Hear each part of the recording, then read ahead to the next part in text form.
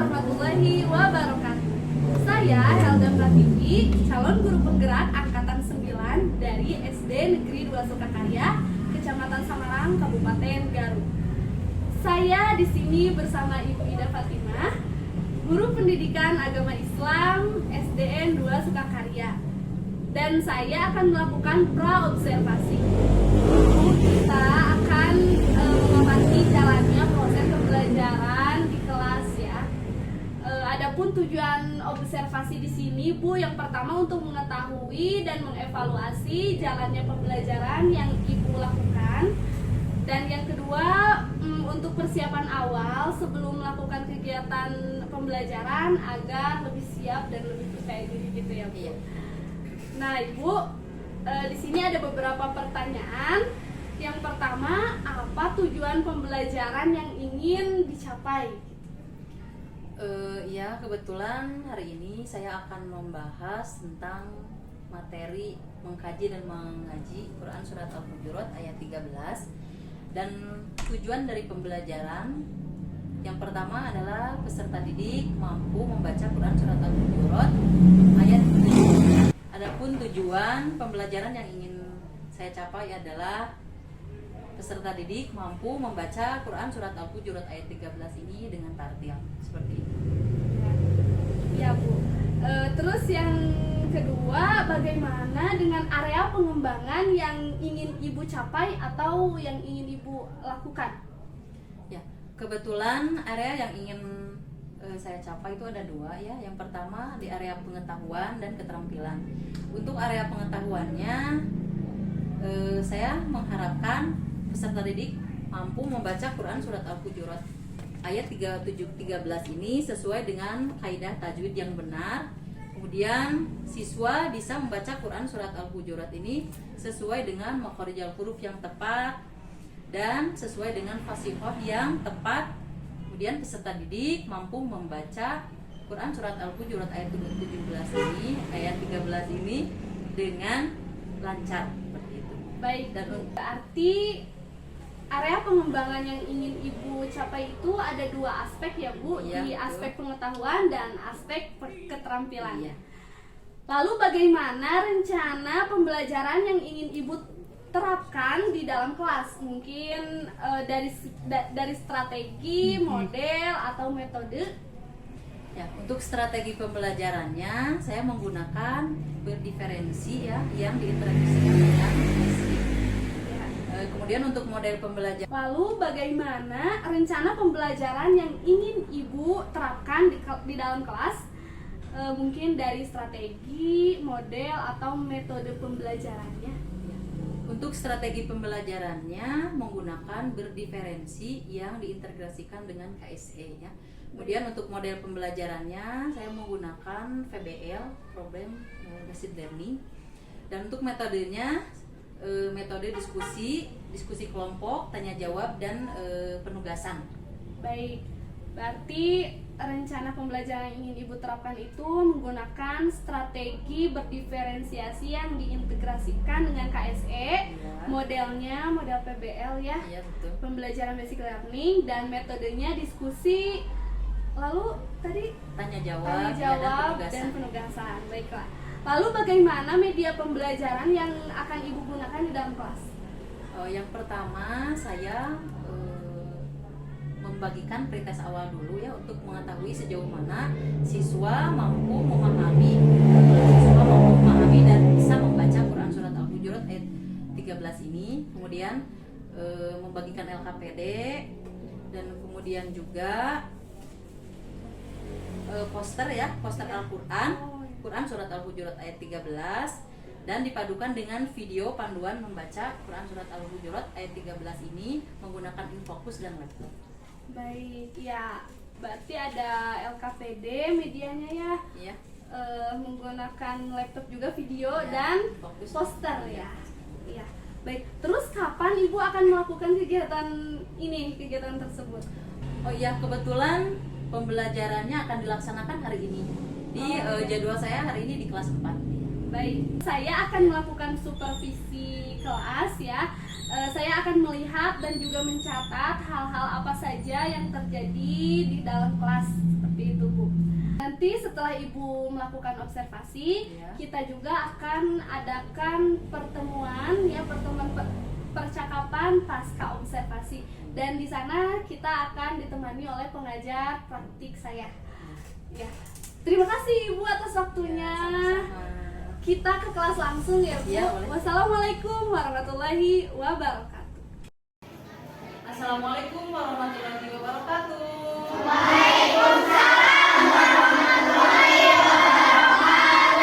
Apa kabar hari ini?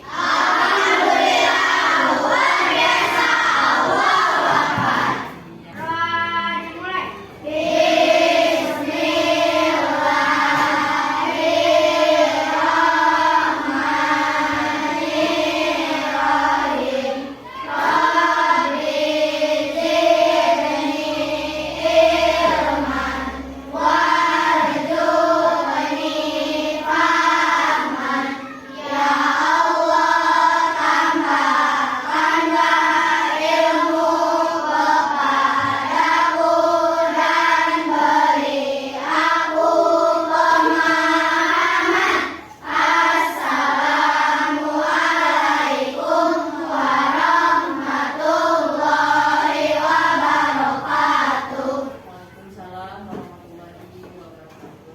Ya, dengan berdoa semoga pelajaran hari ini diberikan kemudahan dan diberikan kelancaran. Ya. Yuk, sebelum belajar, ayo semuanya berdiri dulu. Kita nyanyi lagu dulu Indonesia Raya ya. Ayo semuanya berdiri. Dipimpin sama ibu ya. Siap? Siap. Hiduplah Indonesia Raya.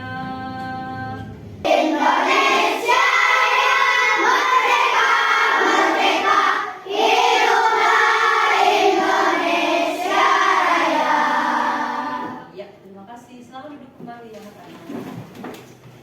Ya anak-anak, sebelum belajar, Ibu cek dulu kerapihan kelasnya ya.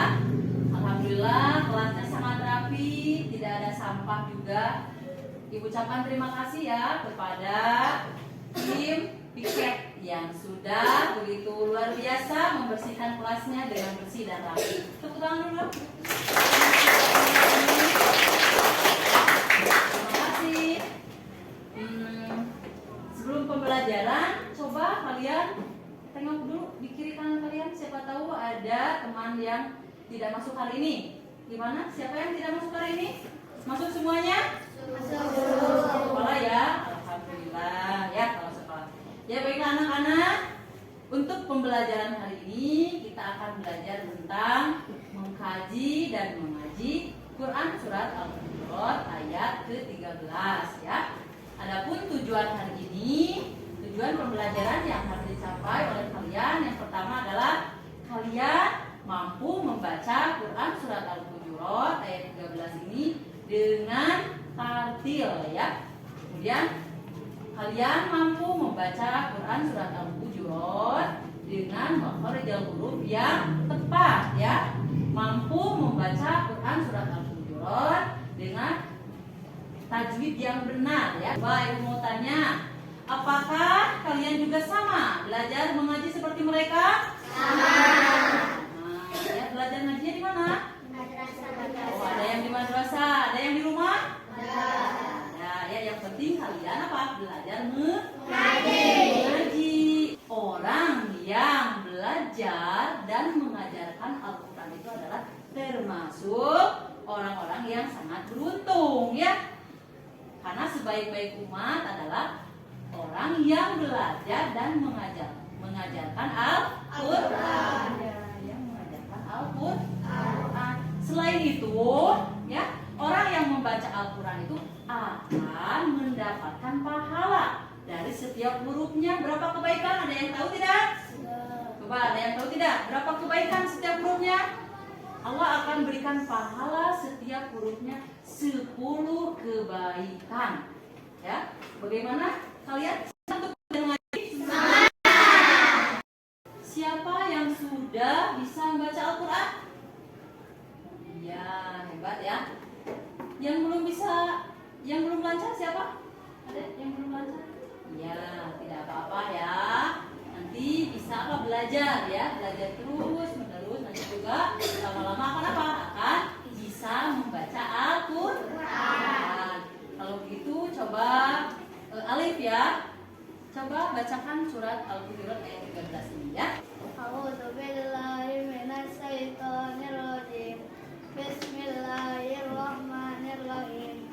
Ya ayyuhan nasu inna khalaqnakum min dzakarin wa unsa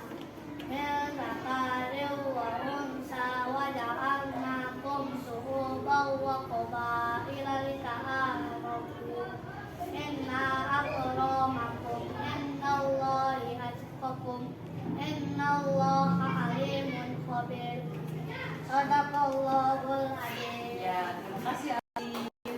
Luar biasa ya kamu berani dan sudah lancar membacanya ya. Sekarang siapa perempuannya? Ada yang mau? Coba juga tangannya. Ya, silakan. Bismillahirrahmanirrahim. Ya ayyuhan nasu inna khalaqnakum min dzakarin wa unsa wa ja'alnakum shu'uban wa qabaila lita'arafu. Inna akramakum indallahi atqakum innallaha alimun khabir. Ya, terima kasih Nanda. Ya. Nanti kalian tugasnya adalah mencari atau menemukan contoh bacaan tajwid. Tajwid apa saja? Tadi apa saja? Dan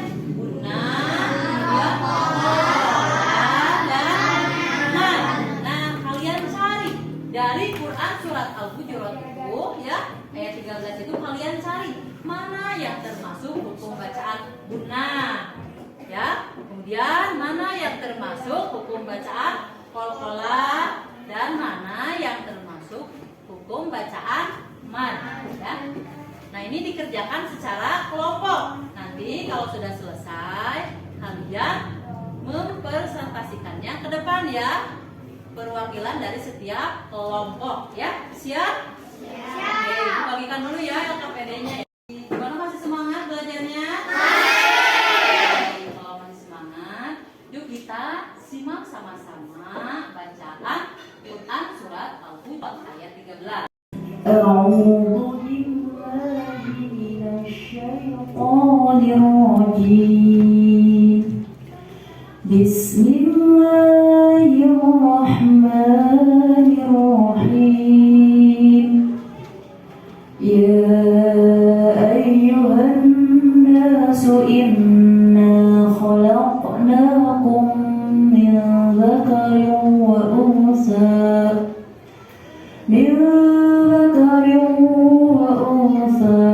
وجعلناكم شعوبا وقبائل لتعارفوا إن أكرمكم عند الله أتقاكم إن الله عليم خبير.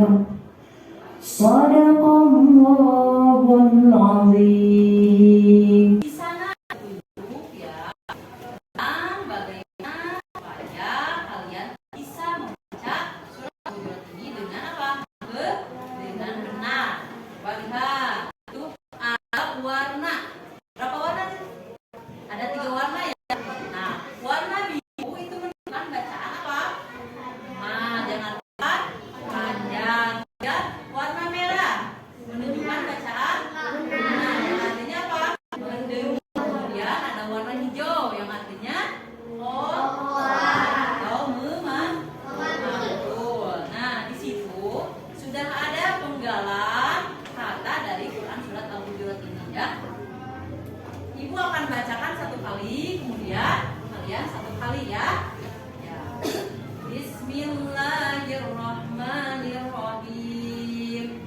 Bismillahirrahmanirrahim. Ya ayyuhan nasu Ya ayyuhan nasu khalaqnakum min dzakarin wa unsa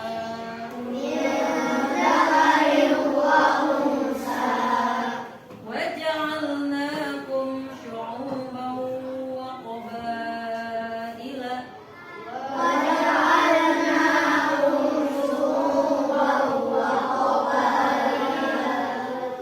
لتعارفوا إن أكرمكم عند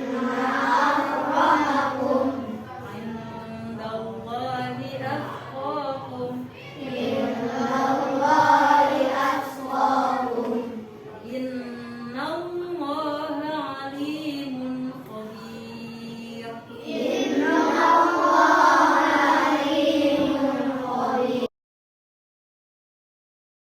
Ya, sekarang kalian coba berlatih dengan teman kalian ya, terutama yang belum paham untuk membaca Quran surat Al-Hujurat ini ya. Ya.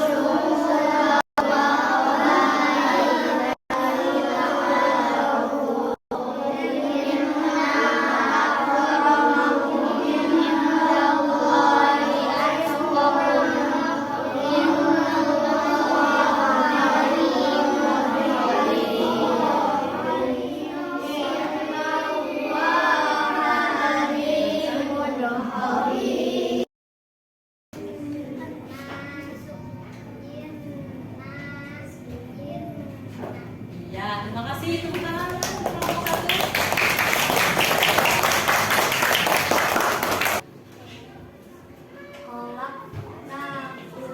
Ya, kolak.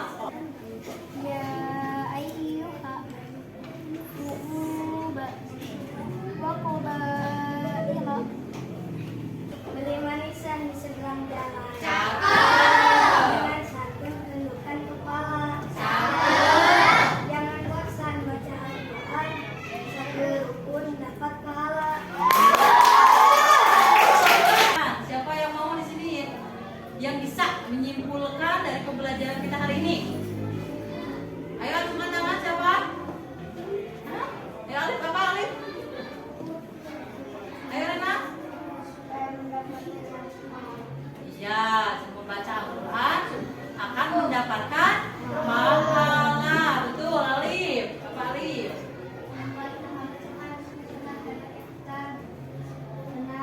Ya, membaca Al-Quran harus apa? Harus tertib dan benar. Ya, anak-anak. Jadi, membaca Al-Quran itu adalah kewajiban bagi setiap muslim. Ya, orang-orang yang membaca Al-Quran akan mendapatkan apa? Akan mendapatkan pahala. Setiap hurufnya akan dibalas oleh Allah berapa kebaikan? Dengan 10 kebaikan. 10 kebaikan. Dan membaca Al-Quran itu harus apa? Harus sesuai dengan makhorijah hurufnya. Ya, harus apa lagi? Harus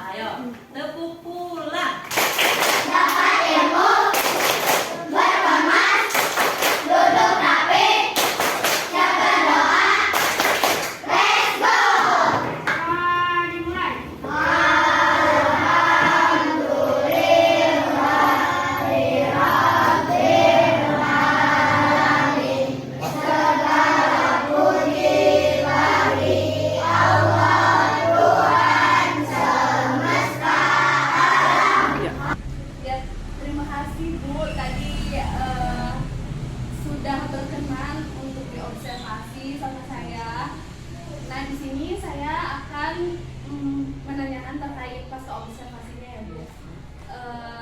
Yang pertama, bagaimana sih perasaan Ibu terkait dengan berjalannya proses pembelajaran tadi? Kalau untuk perasaan saya sangat biasanya sih biasa aja ya, tapi karena diawasi mungkin agak sedikit tegang seperti itu. Oh iya. Kalau Ya, untuk pembelajarannya itu kan sudah keseharian ya, iya sudah terbiasa, tapi karena ada yang Mengawasi mungkin itu agak sedikit tegang lah gitu. Oke, baik. Bisa diceritakan kembali nggak Bu kompetensi pengembangan apa yang ingin Ibu capai? Mungkin yang paling utama adalah di area pengetahuan dan keterampilan. Ya. Terus setelah tadi Ibu melakukan pembelajaran di kelas, area pengembangannya pengetahuan dan keterampilan, apa menurut Ibu apa sudah tercapai yang Ibu sampaikan tadi? Ya, mungkin kalau untuk tadi ya sesi tadi secara keseluruhan alhamdulillah sudah tersampaikan, tapi mungkin ada beberapa siswa yang masih ada perbaikan ya untuk pembelajaran selanjutnya. Karena mungkin juga karena ada yang mengawasi juga mungkin jadi selain guru mungkin siswa juga merasa jadi tidak natural gitu ya, tidak ya mungkin karena ada yang diawasi tersebut. Iya mungkin jadi siswa kurang aktif. Itu mungkin mengapa hal itu terjadi itu ya? Iya. Karena itu. Baik, ya mungkin untuk kedepannya Bu kita bisa membagi waktu gitu, bisa membagi anak-anak gitu kalau di dalam proses pembelajaran itu membagi anak-anak sesuai dengan gaya belajarnya gitu ya.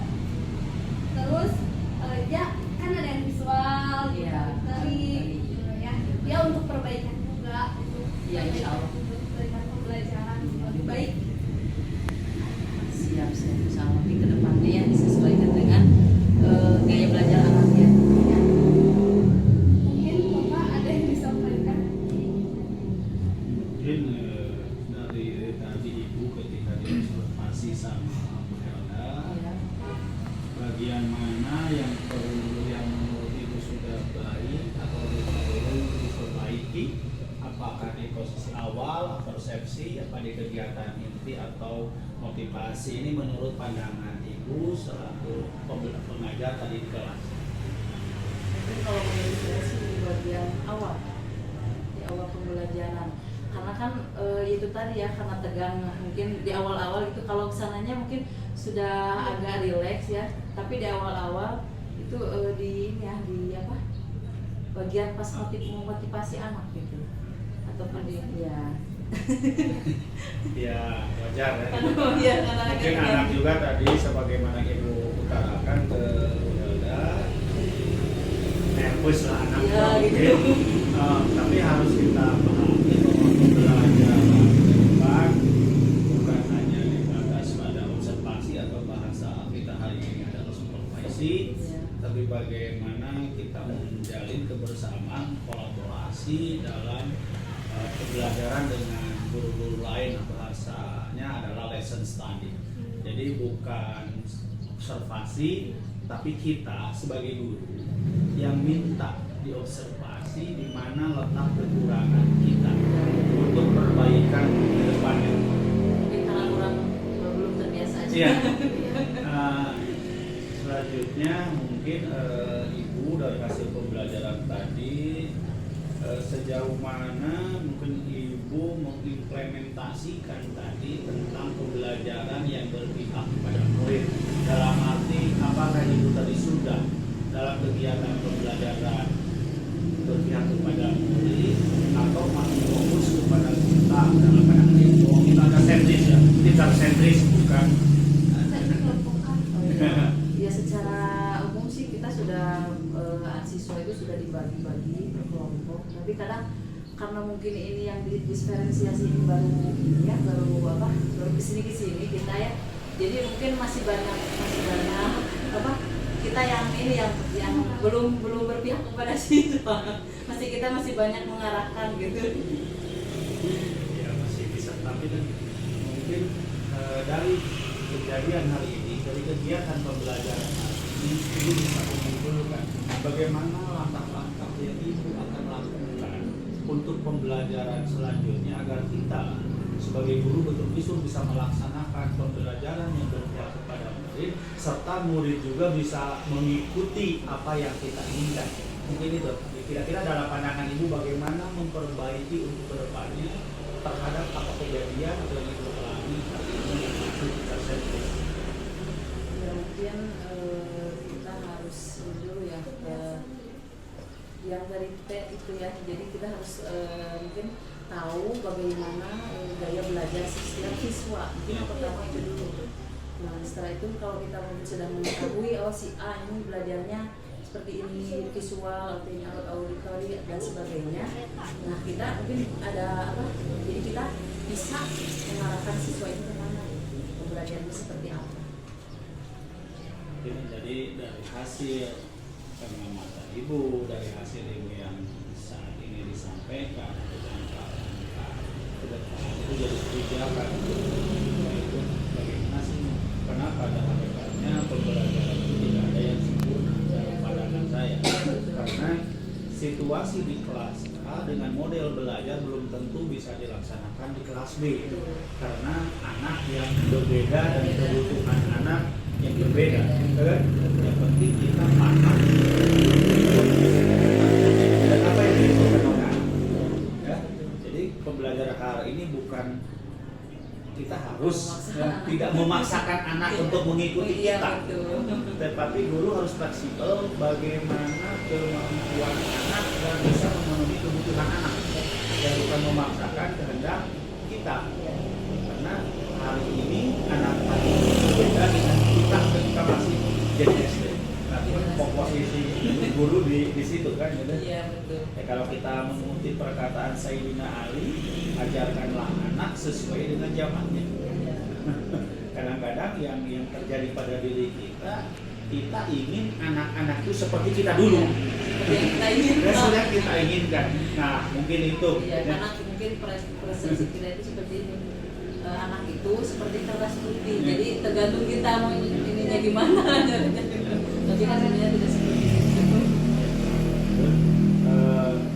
Kalau saya berpendapat mungkin jika ibu masuk ke depan, selain tadi bisa mengelompokkan anak berdasarkan 3 kategori ya, kita punya hasil daripada asesmen diagnosis anak, dalam arti ketika asesmen diagnosis itu kita pembelajaran baru dan kita punya preferensi anak ini di dalam pengelompokan tadi tidak sulit kita ya diferensiasi, tidak semudah apa yang dibicarakan ya, tidak semudah gitu kan, dan itu perlu apa dari waktu ke waktu proses itu kan? Karena pendidikan itu intinya adalah proses bukan hasil. Nah, jadi jangan kita berharap hari ini harus mencapai, karena adalah proses itu mungkin belajar. Terima kasih Bapak atas arahannya, Ibu terima kasih atas waktunya. Sampai bertemu di apa ya, observasi selanjutnya, mungkin Ibu nanti bisa observasi saya. Terima kasih. Wassalamualaikum warahmatullahi wabarakatuh. Waalaikumsalam.